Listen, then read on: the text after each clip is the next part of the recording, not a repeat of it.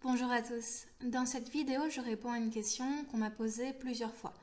La question est la suivante: comment dire un, une, des, etc. en grec moderne?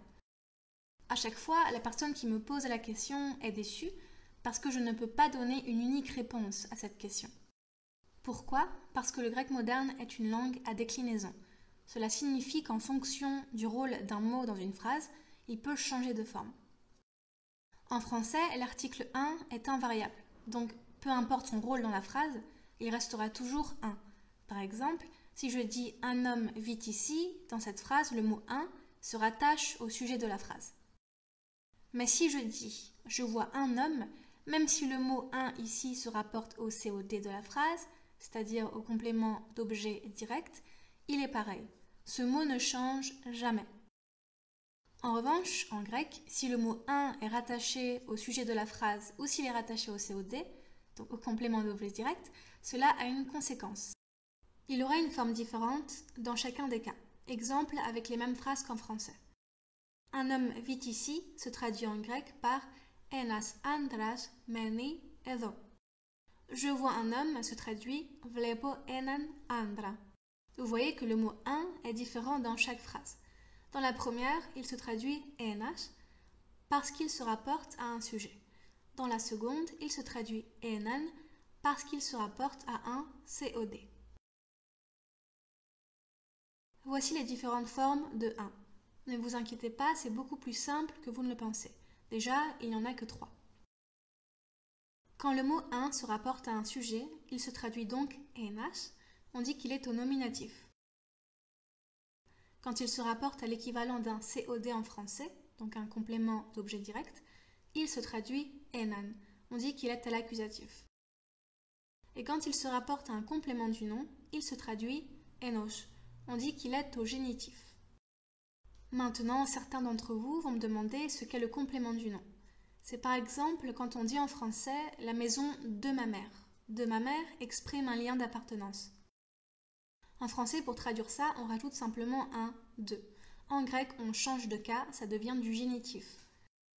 Mais si vous ne savez pas ce que c'est, je vous conseille d'aller voir ma vidéo sur la déclinaison. Je l'explique rapidement là-bas. Maintenant, voyons des exemples de phrases. Un homme vit ici devient enas andras meni edo. Je vois un homme devient vlepo έναν άντρα. Et la maison d'un homme devient to spiti enos άντρα. Maintenant qu'on a vu le masculin, qui était entre guillemets le plus difficile, voyons le féminin. Quand le mot une se rapporte à un sujet, il se traduit mea. On dit qu'il est au nominatif.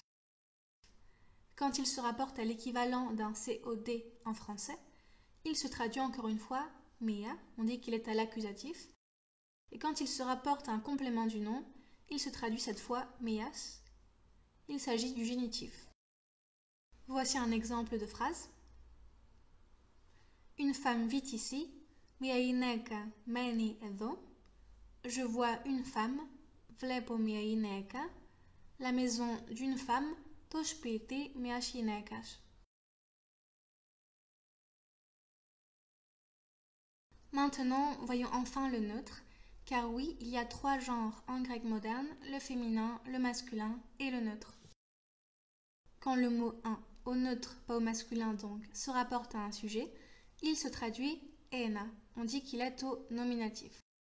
Quand il se rapporte à l'équivalent d'un COD en français, il se traduit encore une fois ena, on dit qu'il est à l'accusatif. Et quand il se rapporte à un complément du nom, il se traduit cette fois enos, comme au masculin. Voici des exemples de phrases. Un enfant vit ici se traduit par ένα παιδί μένει εδώ. Je vois un enfant, βλέπω ένα παιδί. Et la maison de l'enfant se traduit par το σπίτι ενός παιδιού. Et là, vous allez me demander, mais comment on dit des en grec? Bonne nouvelle, ça n'existe pas. Donc, on ne met absolument rien devant le mot. Par exemple, si vous voulez dire « je vois des enfants » en grec, il faut traduire « vlepo pva », littéralement « je vois enfant ». Voilà, ça c'était les articles indéfinis. Maintenant, voyons rapidement les articles définis c'est-à-dire le la et le neutre. Voici des exemples au masculin. L'homme vit ici se traduit o andras meni edo. Je vois l'homme se traduit vlepo ton andra. Et la maison de l'homme se traduit to spiti tu andra. Maintenant voyons le féminin. La femme vit ici se traduit i neka meni edo. Je vois la femme se traduit vlepo te ineka. Et la maison de la femme se traduit to spiti ti shinekas. Et enfin, le neutre. L'enfant vit ici se traduit to pedi meni edo. Je vois l'enfant se traduit vlepo to pedi. Et la maison de l'enfant se traduit to spiti tu pediu. Maintenant, voyons les articles définis au pluriel. C'est toujours la même logique. Vous pouvez voir que quand le mot les masculin se rapporte à un sujet, vous vous en souvenez maintenant, c'est le nominatif, il se traduit i. Quand il se rapporte à l'équivalent d'un COD en français, il se traduit touche, c'est l'accusatif.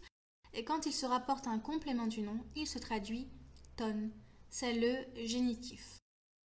Voici un exemple avec les mêmes phrases.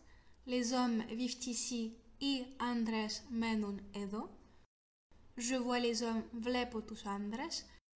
La maison des hommes to spiti ton andron.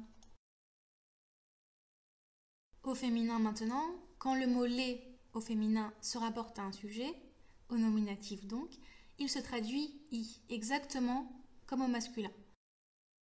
Quand il se rapporte à l'équivalent d'un COD en français, il se traduit tis, accusatif, et quand il se rapporte à un complément du nom, il se traduit ton, exactement comme au masculin, c'est le génitif. Exemple de phrase, les femmes vivent ici i ginekes menun edo. Je vois les femmes vlepo te ginekes. La maison des femmes to spiti ton ginekon. Et enfin, le neutre. Passons directement à la lecture des exemples parce que si vous avez suivi la vidéo depuis le début, j'imagine que vous avez bien compris ce qu'était le nominatif, l'accusatif et le génitif. Donc au nominatif, les enfants vivent ici devient ta pedea menun edo. Je vois les enfants devient vlepo ta pedea. Et la maison des enfants devient to spiti ton pedeon. Donc vous voyez qu'au nominatif à l'accusatif, l'article est ta, c'est le même. Et au génitif, l'article est ton exactement comme au masculin et au féminin. Tous les genres en grec ont le même génitif pluriel.